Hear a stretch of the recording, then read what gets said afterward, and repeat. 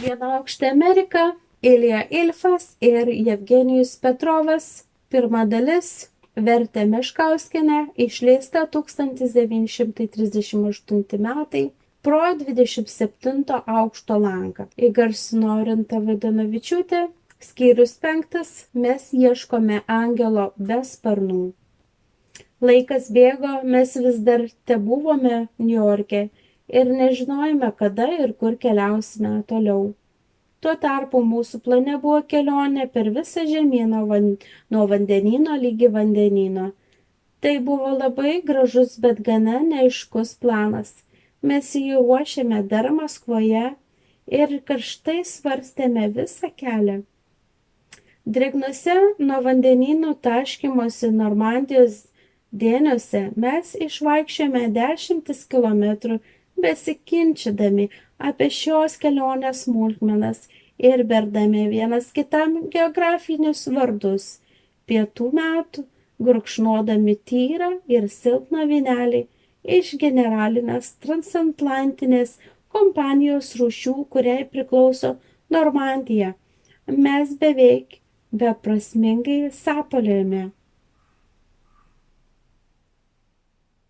Kalifornija, Teksasas arba ką nors tokį pat gražų ir viliojimą. Planas buvo nuostabus savo nesudėtingumu. Mes atvažiuojame į Niujorką, perkame automobilį ir važiuojam, tol kol privažiuojam Kaliforniją. Paskiau pasukame atgal ir važiuojam, kol privažiuojam Niujorką. Viskas buvo paprasta ir puiku, kaip Andersono pasakoja. Tratata skamba klaksonas, trututu dūzgia motoras. Mes važiuojame per prerijas, persiritame per kalnų keteras, girdome savo ištikimą mašiną ledinių kordiljerų vandeniu ir didžioji Ramiojo vandenyno saulė beria akinančią šviesą į mūsų nedegusius veidus. Tiesą sakant, jūs patys suprantate, mes truputį apvaišome ir šūkavome vienas kitam, kaip pririšti šunės. Sierra Nevada, Uolų kalnynai ir panašiai. Kai mes įžengėme į Amerikos žemę, viskas pasirodė ne taip paprasta ir ne taip romantiška. Pirmiausia, Teksasą vadina ne Teksasu, bet tai dar pusė bėdos. Niujorke ne vienas mūsų naujų draugų automobilio pirkimui neprieštaravo. Kelionė savo mašiną pigiausia ir įdomiausia Amerikos susisiekimo priemonė. Geležinkeliais atsieis keletą kartų brangiau, bet to negalima žiūrėti į Ameriką iš traukinio lango. Tai nerašytojiškas darbas. Taigi visi mūsų galvojimai apie automobilį buvo pripažinti teisingais. Kliūtis buvo dėl žmogaus, kuris galėtų su mumis važiuoti. Mums vieniems važiuoti negalima. Anglų kalbos žinojimo pakaktų pasamdyti viešbutyje numerį, užsakyti restorane pietus, nueiti į kiną ir suprasti jo turinį, net pasikalbėti apie šį bei tą su maloniu ir niekur neskabančiu žmogumi, bet nedaugiau, o mums reikėjo kaip tik daugiau. Be to dar vienas motyvas. Amerikos automobilių kelias yra tokia vieta, kur, kaip tvirtina sparnuotas šoferių žodis, jūs važiuojate stačiai į atvirą karstą. Čia reikalingas prityręs vadovas. Taigi, visai nelauktai prieš mus prasivėrė bedugnė ir mes jau stovėjome ant jos krašto. Iš tikrųjų, mums buvo reikalingas žmogus, kuris puikiai valdytų mašiną, puikiai pažintų Ameriką, kad galėtų ją tinkamai mums parodyti, gerai kalbėtų angliškai, gerai kalbėtų rusiškai, būtų pakankamai kultūringas, būtų gero būdo, kitaip gali sugadinti visą kelionę ir kuris nemėgtų uždirbinėti pinigų. Paskutiniam punktui mes teikiame ypatingos reikšmės, nes pinigų mes turėjome nedaug.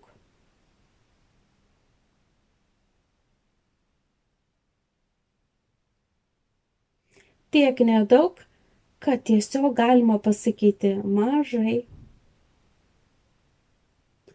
Tokiu būdu faktiškai mums buvo reikalinga ideališka būtybė, rožė be spyglių, angelas be sparnų, mums buvo reikalingas kažin koks sudėtingas hibridas, gidas, šoferis, vertėjas, nepiniginius. Čia net pats Mičiūrinas nuleistų rankas, tokį hibridą išugdyti reikėtų kelių dešimčių metų. Kol mes nesurasime tinkamo hibrido, nėra prasmės pirkti automobilį, o kuo ilgiau mes buvome Niujorke, juo mažiau liko automobiliui pinigų. Šį sudėtingą uždavinį sprendėme kasdieną ir negalėjome išspręsti. Tarp kitko ir laiko nebuvo galvoti. Važiuodami į Ameriką mes pamiršome vieną dalyką – hospitality, amerikiečių vaišingumą. Jis beribiškas ir toli pralenkė visą šioj srity galima net rusų, Sibiro ir gruzinų vaišingumą. Pirmas pažįstamas amerikietis būtinai pakvies jūs pas save į namus arba į restoraną išgerti su juo kokteilio. Prie kokteilio bus 10 jūsų naujo pažįstamo draugų. Jų kiekvienas būtinai jūs nusitems pas save kokteilio. Kiekvienas turės po 10 ar 15 bičiulių. Per 2 dienas jūs turėsite 100 naujų pažįstamų, per savaitę kelis tūkstančius. Gyventi Amerikoje metus tiesiog pavojinga. Galima prasigerti ir likti valkata.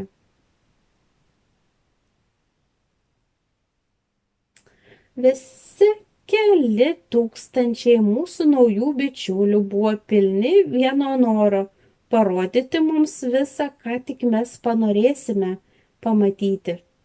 Eiti su mumis, kur tik mes pageidausime, paaiškinti mums visą, ko mes nesuprantame, nuostabų žmonės amerikiečiai, ir draugauti su jais malonu ir lengva turėti reikalų. Mes veik niekuomet nebuvome vieni. Iš ryto pradėdavo skambėti numeryje telefonas ir skambėdavo kaip komendantūroje, retomis ir trumpomis tarp susitikimų su reikalingais ir įdomiais žmonėmis pertraukomis. Mes galvojame apie ideališką būtybę, kurios mums taip trūko. Net linksminomės mes pačiu rimčiausiu būdu. Plakami patarimų. Jūs turite šitai pamatyti, kitaip jūs nepažinsite Amerikos. Kaip? Jūs dar nebuvote burleske? Na, tuomet jūs nematėte Amerikos, juk čia pats vulgariškiausias pasaulyje renginys. Tai galima pamatyti tik Amerikoje. Kaip? Jūs dar nebuvote automobilių lenktynėse? Atleiskite, tada jūs dar nežinote, kas yra Amerika. Buvo šviesus spalio rytas, kai mes su automobiliais išsikrapštėme iš Niujorko, keliaudami į žemės ūkio parodą mažame Denvery miestelį Konektikute štate.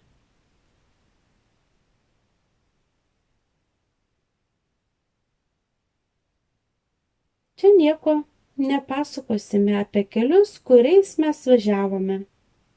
Tam reikalingas laikas, įkvėpimas, atskiras skyrius. Abiejomis kelio pusėmis atsivėrė raudonas rudens peizažas.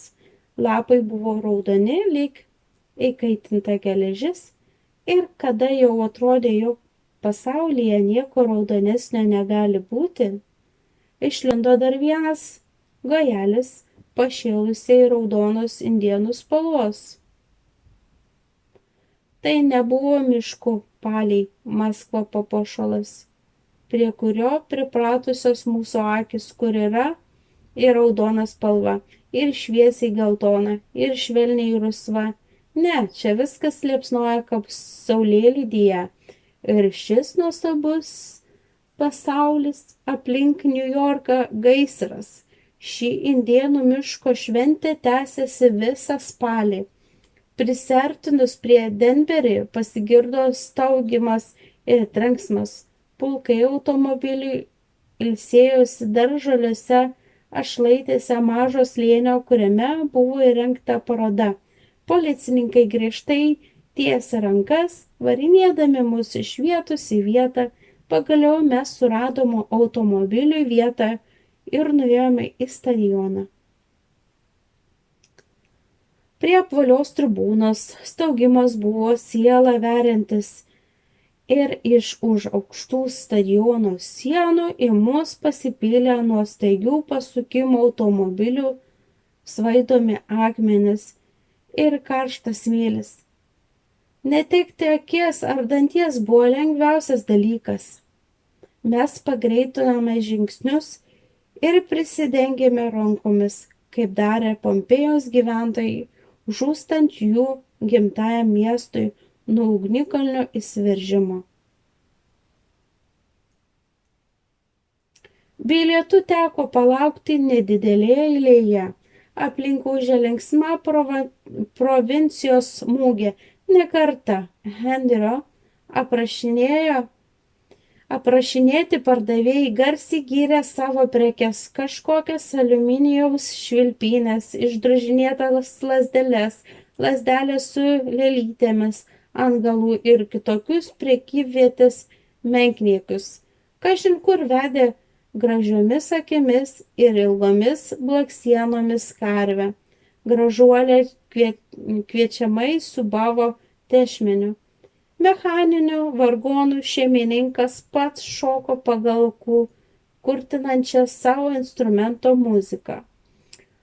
Valties pavidalo supynės, įtaisytos prie žibančios metalinės karties, raižė ištisą ratą. Kai besisupa atsidurdavo aukštai padangėse žemyn galvomis, pasigirsdavo nuoširdus ir isteriškas moterų riksmas, nukelias mus iš štato Connecticut į Maskvos štatą, kultūros ir poilsio parką. Kiek galėdami čiulbėjo sūdytų riešutų ir sūrių biskvitų pardavėjai. Automobilių lenktynės yra tuščias, nykus ir dvasią džiovinas renginys. Pro mus lėkė raudoni, balti ir geltoni maži lenktynių automobiliai išžargstytais ratais ir ant šonų užklijuotais numeriais, šaudydami kaip raketų varikliai. Važiavimas ėjo po važiavimo. Tuo pačiu metu lenktyniavo 5-6, o kai kada ir 10 mašinų. Žiaurovai staugė, buvo neapsakomas nuobodumas. Publiką pralinksminti aišku galėjo tik kokią nors automobilių katastrofą. Tiesą pasakius, dėl šito čionai ir ateinama. Pagaliau jį įvyko. Staiga pasigirdo aliarmo signalai. Visi iš karto atsistojo pilname greityje. Vienas automobilis nulėkė nuo treko. Mes dar skverbėmės pro stadioną supančią minią, kai pasigirdo gazdinas sanitarinio automobilio staugimas. Pro stiklą mums pavyko pamatyti nukentėjusį lenktynininką. Jis jau buvo be šalmo. Jis sėdėjo laikydamas ranką pamėlynavusį žandą. Atrodo piktas. Jis nustojo prizo, dėl kurio rizikavo gyvybę.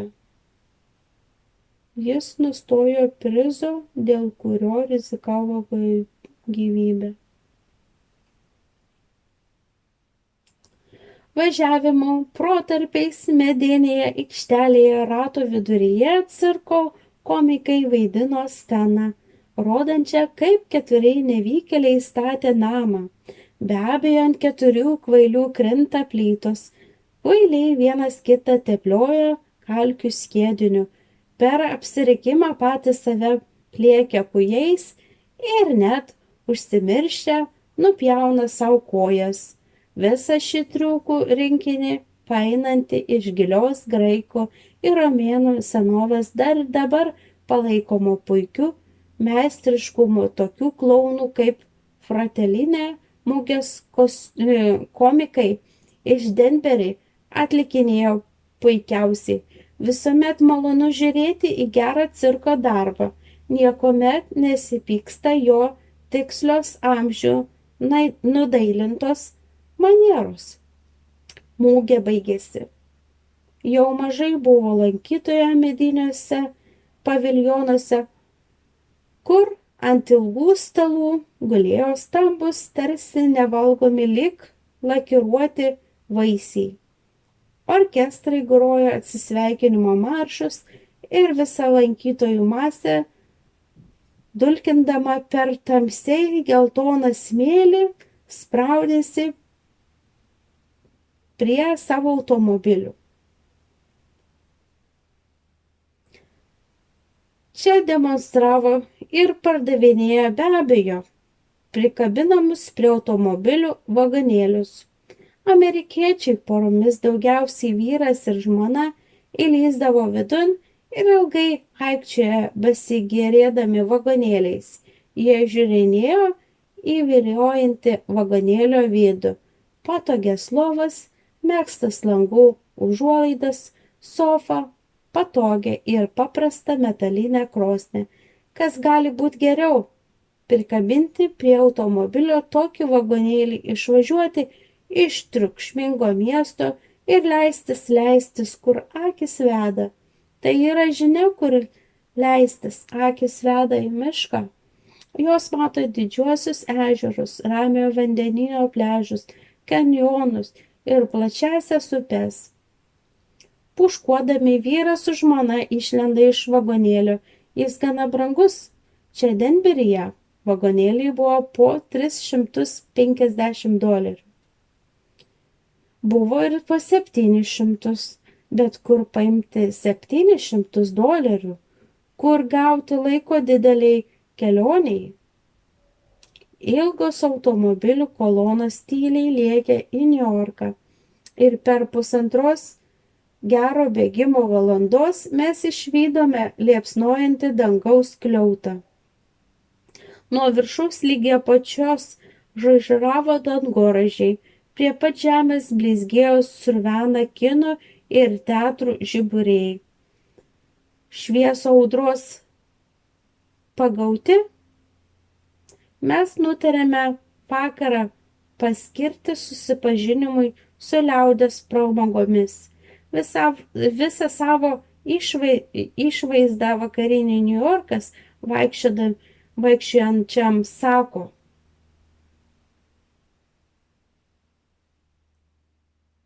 duokite nikelį, įmeskite nikelę, persiskirkite su savo nikeliu ir jums bus gerai. Iš didelių pramogų magazinų sklinda taksėjimas. Čia stovi 10 visokių rūšių mechaniškų biliardų ir reikia tik į tam tikrą plyšį įmesti nikelį ir automatiškai atsileidžia prikabintas kažkokia spyruoklė kijus. Ir besilinksminas, pasiryžęs vakarą praūžti, gali 5 kartus iššauti plieniniais rutuliukais. Už laimėtą taškų skaičių jis iš įstaigos šeimininko gauna kartoninį liudijimą.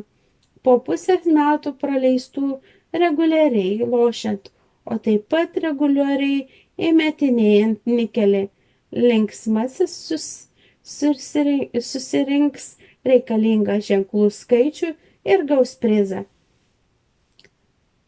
Vieną gražiausių prizų stovinčių ant magazino lentynos tai stiklinė vazda arba aliuminijinis kokteiliui plakti indas arba stalo laikrodis, arba pigus automatiškas plunksnakotis, arba skustuvas. Apskritai čia visos tos brangenybės, kurias vien matant namų šeimininkė, vaikui arba gangsteriui maloniai apsala širdis. Ištisas valandas čia leidžia laiką amerikiečiai. Vieniši susikaupę abejingi,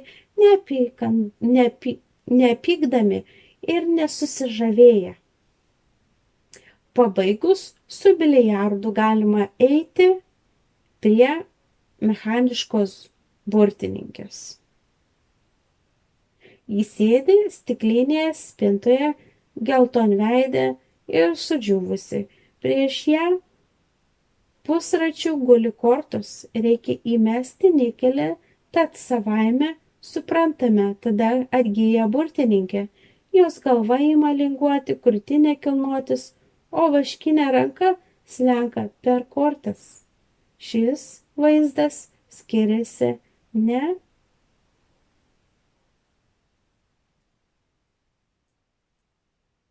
nesilpnų nervų žmonėms. Visa tai taip kvaila ir baisu, jog čia pat galima iš proto išeiti. Per pusę minutės burtininkė sustingsta savo pirmykštėje pozoje. Dabar reikia patraukti rankenėlę. Iš plyšio iškrenta likimo nusakymas. Daugiausiai jūsų būsimos žmonos atvaizdas ir trumpas jos ypatybių aprašymas. Šitų idiotiškų stebuklų krautuvėlės šlykščios. Nors jos esti pilname žibėjimo į triukšmo miesto centre, bet kokiame East Side tamsiojoje gatvėje, kurios šaligatviai ir grindiniais užversti dienos gatvių prekybos atmatomis. Tarp iškabų, rodančių visišką skurdą, čia už 5 centus galima apsiskūsti ir už 15 pernakvoti. Tokia blogai apšviesta purvina krautuvė, kurioje 2 ar 3 figūros tyliai ir be džiaugsmo taukščia biliardą, palyginus su kuriuo paprasta piramidėlė yra tikras kultūros ir intelekto laimėjimas, sukelia šunišką ilgesį, norisi staugti. Nuo darbo sprogsta galva, nuo pramogų ji taip pat sprogsta. Po pramogų magazinų mes patenkame į labai keistą renginių įstaigą. Gaudžia džiazas, kiek įmanydamas, pamėgdžioja einančiam virš gatvė geležinkeliui. Žmonės grūdasi apie stiklinę būdelę, kurie sėdi gyva kasininkė su sustingusia vaškinė šypsena. Teatras vadinasi burleska, tad kaštuoja 30 centų.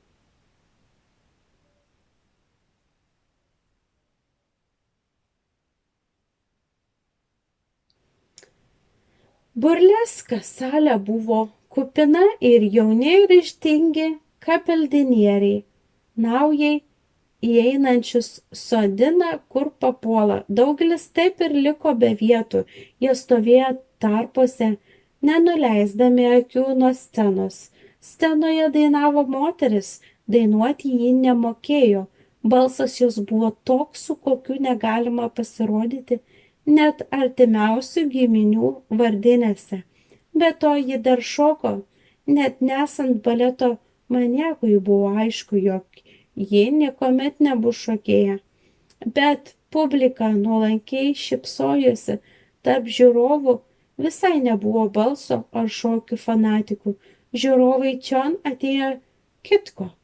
Kitkas buvo tas, kad dainininkė ir šokėja staiga pradėjo scenoje smulkiai trypti, numėtydama nuo savęs drabužius, numėtinėjo juos jį gana lėtai, kad žiūrovai galėtų pamatyti visas šios meniškos mizanscenos smulkmenas. Džiazas staiga užkudakino, muzika nutrūko ir ciniškai suspingusi mergina nubėgo už kulisių. Prisikimšusieji salėje jauni vyrai sužavėti plojo. Į sceną išėjo konferencija. Apsivilkęs smokingu atletiško sudėjimo vyras padarė rimtą pasiūlymą. Paplokite stipriau ir ji dar kai ką nuo savęs nusivilks. Pasigirdo toks rankų plojimas, griaustinis, kokio žinoma niekuomet savo gyvenime nepasiekė nei Mitija Batistinė, nei Ana Pavlova, net pats kinas didžiausias, ne vien talentų tokios publikos nepagausi. Artistė vėl perėjo per sceną, aukodama tą truputį, kas jos aprengimo dar buvo užsilikę. Norint patenkinti teatro cenzūrą, mažą drabužių gabaliuką, vis dėlto reikia laikytis priešais save. Po pirmosios šokėjos ir dainininkės išėjo antroji ir padarė taip pat, ką pirmoji, trečioji darė tai, ką antroji, ketvirtoji, penktoji ir šeštoji nieko naujo nesuteikė. Dainavo be balso ir klausos šoko kengūrų grankštumu. Ir nusirenginėjo, likusios 10 merginų paeiliui darė tą patį. Skirtumas buvo tik tas, kad kai kurios jų buvo brunetės, šių mažiau, o kai kurios šviesiaplaukės avelės, šių dauguma. Zulusų iškilmės truko keletą valandų. Šį pornografiją tiek mechanizuota, jog turi kažkokį pramonės fabrikų pobūdį. Šitame vaizde tiek pat maža erotikos, kiek serinėje dulkių siurblių ir skaičiavimo mašinėlių gamyboje. Gatvėje liejo mažas negirdimas lietus, bet jeigu net būtų audra su žaibais ir perkūnija, tai ir jos nesigirdėtų. Niujorkas griaustė ir žėri labiau už kiekvieną audrą. Tai kankinantis miestas, jis verčia visą laiką į jį žiūrėti. Nuo šito miesto skauda akys, bet į jį nežiūrėti negalima.